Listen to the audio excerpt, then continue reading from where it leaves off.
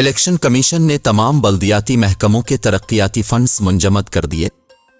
Election commission की जानिब से जारी नोटिफिकेशन के मुताबिक बल्दियाती महकमों के तरक्याती फंड्स आम इंतखाबात के नताइज के ऐलान तक मुंजमद किए गए।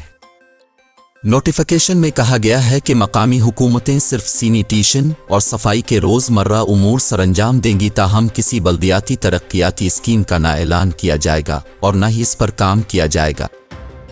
नोटिफिकेशन में मज़ीद कहा गया है कि मकामी हुकूमतें और कंटोनमेंट बोर्ड्स आम इंतखाबात के नताइज तक टेंडर्स भी नहीं देंगे।